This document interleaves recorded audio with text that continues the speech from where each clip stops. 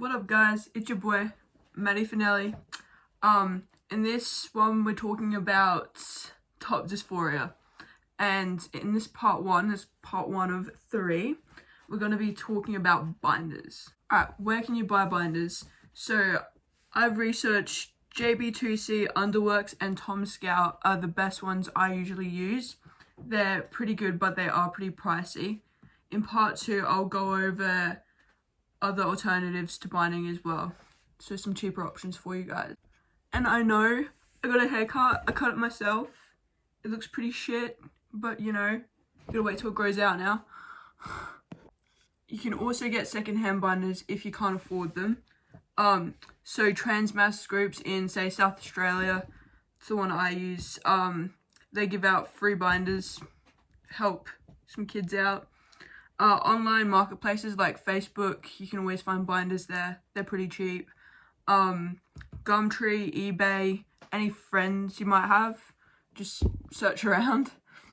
There is also different types of binders. So there are half binders. They look like this here. They're really easy to breathe, but they're not the best for a bigger chest. There are also full binders, which look like this. They cover your full body. They are better for a bigger chest, but they are quite a lot more restrictive. There are also front zip up binders. I don't have one, so I'll show you a picture now. So they're really easy to do up, but all these binders, they're not strapless. So if you're looking for more like a strapless option, there's something like this that just goes around your torso like that. Keeps your shoulders free, especially from like those embarrassing moments when your straps kind of show. What else is there? There is like the side zip ups. It's just another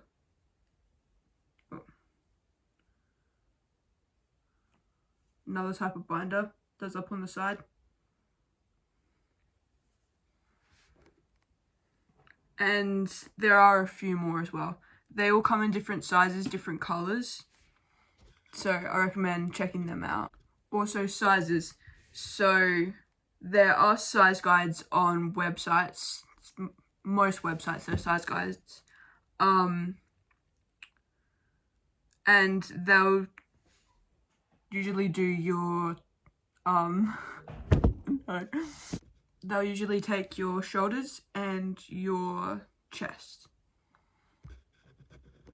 I also suggest not binding for more than about 8 to 10 hours, because what can happen is it can restrict a lot of your breathing, and the more it restricts your breathing, the more you want to gulp for air, and it can potentially lead to cracked or fractured ribs, which can have a lot of health issues, especially if you want to get top surgery and other things as well.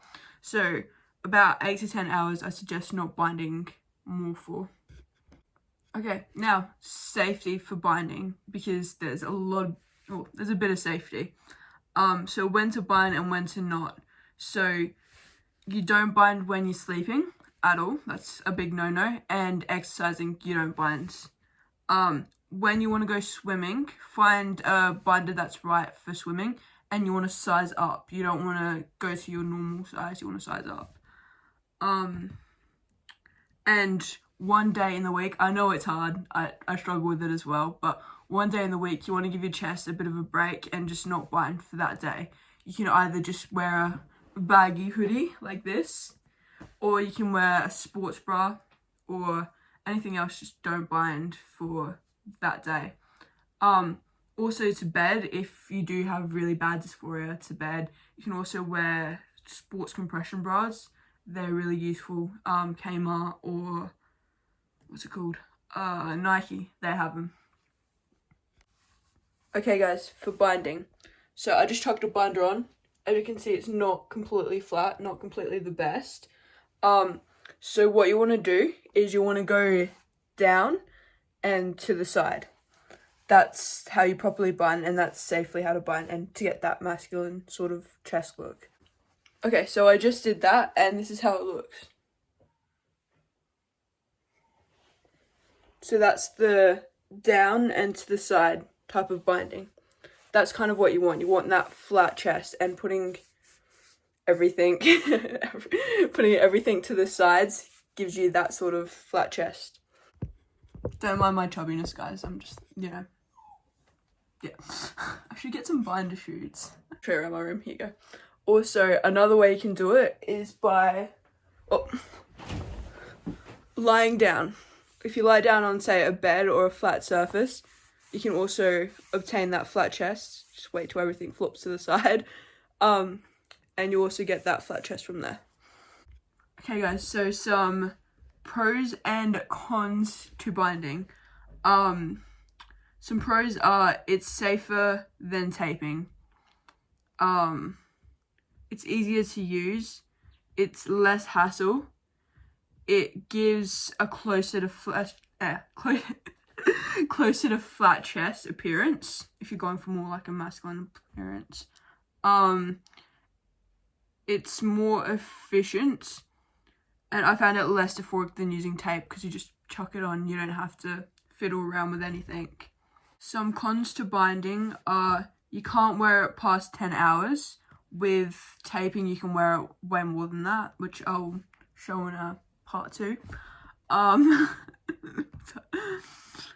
You can't exercise or sleep in it, so it's very restrictive. With a tape, you can exercise and you can still sleep in it, and you can still wear it like normal.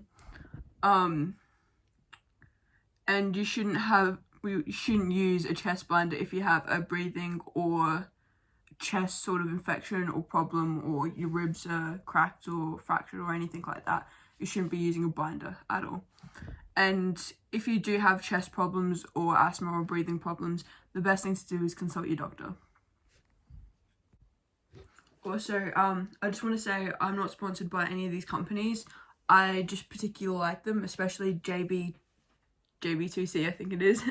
They're just a really good make. So I'm not sponsored by any companies at all.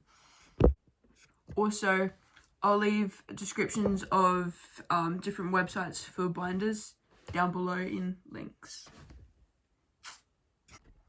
Alright guys, that brings me to the end of videos about binders. If you have any questions or anything, leave them in the comments. You know what to do. Please like and subscribe if you want more information about binding and anything to do with trans mask issues. You can follow me on Instagram. I am on Instagram. Yeah, I know. Descriptions. I'm also on